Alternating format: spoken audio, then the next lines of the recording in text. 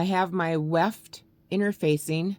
This is how it's spelt, Weft. It's a press-on interfacing attached to the back side, the leather side of my Coyote blanket. I'm not using the press-on feature.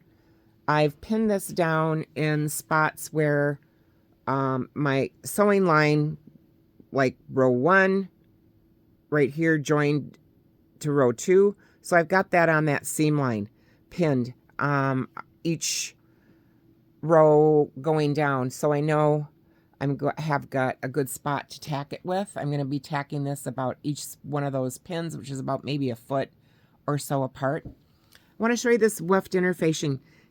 So this is 60 inches wide, extremely lightweight. It's a polyester fabric, and it does not stretch. So what it's going to do is give good support to our blanket. And just check the web where the best price is. I get it at Waywack. I've also used China silk. You could use a cotton or a lightweight sheet to put on here. But yeah, this works well. I like it because I can see through it, and I know right where my seam line is.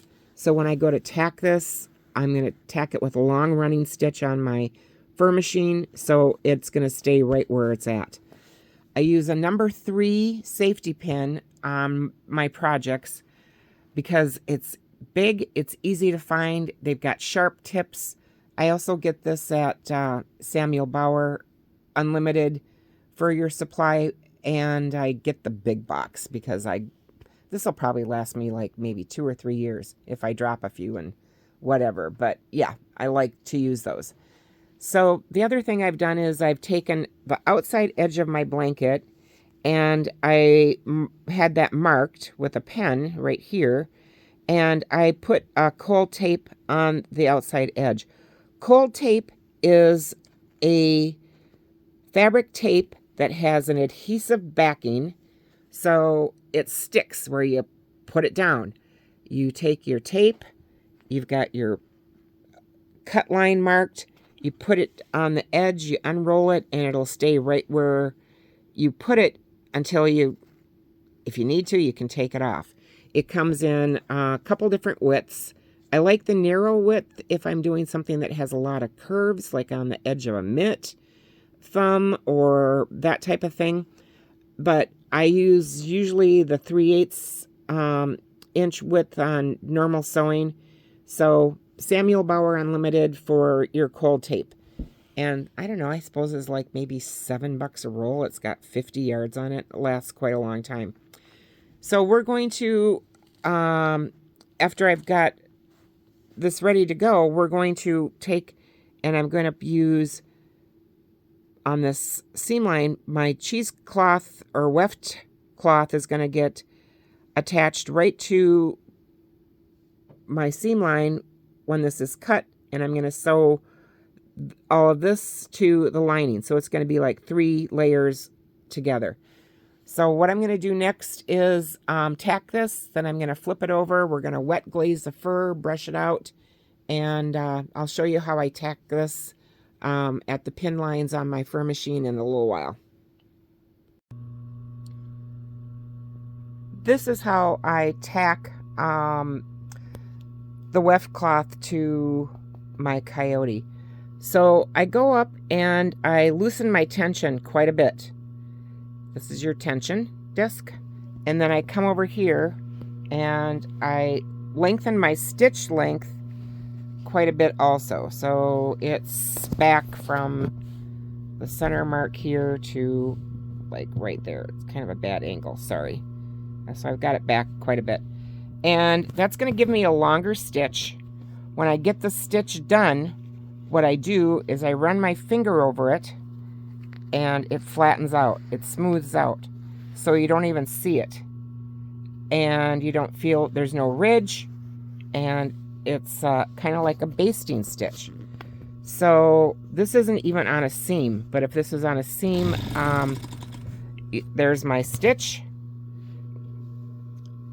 Pull it up, break the thread, and then you just run your finger over it, smooths it out, and you wouldn't even know it's there. from the fur side, but it's got that weft cloth attached nicely. I finished the whole blanket, and I've just got a couple spots left to do. So when it's on a seam, where a joining seam is, you'd even notice it less. This can also be tacked, your weft cloth can also be tacked or basted down by hand, but for me this just works pretty easy doing it by the fur machine. This is my blanket so far. I'm going to wet glaze the fur side right now. What wet glazing is a process of using water, and you mist the fur with water. I have it in a spritz bottle. And then you're going to take your fur brush and comb the hair straight. So you just take and lightly mist your fur. I like to brush it straight first. And then what you're going to do is you're just going to draw your brush straight down. Get the hair as smooth as you can, all going in the same direction. And then we're going to let it dry probably for about 20 to 30 minutes until it's good and dry.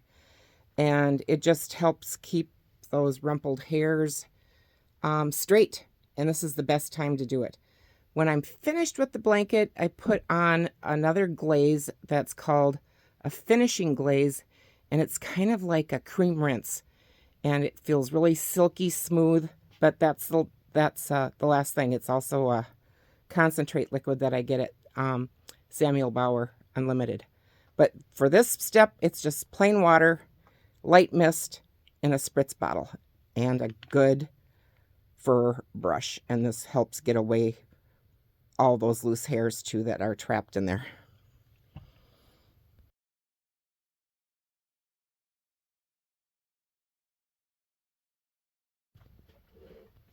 This is the entire blanket now, wet glazed. So I think it looks pretty good. I'm happy with it. Next step after it's dried, which it dried really nice, is to square this before I take it off the board. So what I like on big projects, I don't know where I found this. I think it was out in the garage. But it's a real thin sheet of like plastic. It kind of feels like maybe a tub surround something or other that was a cutoff from it, but it's square. So what I can do is anyway, it's great to use. So I lay it on my edge, my outside edge that I knew was pretty true, and then I just place it up and down on my goods here. And I mark my square lines. So I have one running up there. I've got one over here to the side. And, you know, I've got different hash marks on this. One side I've got one and I've got another. So it just helps me when I come to square this, because I can lay this on here, shift it up, and get all the way to the other end. And I know it's going to be blocked or squared pretty well before I take it off the board. So the next thing I'm going to do is lift all my staples off, except for a couple.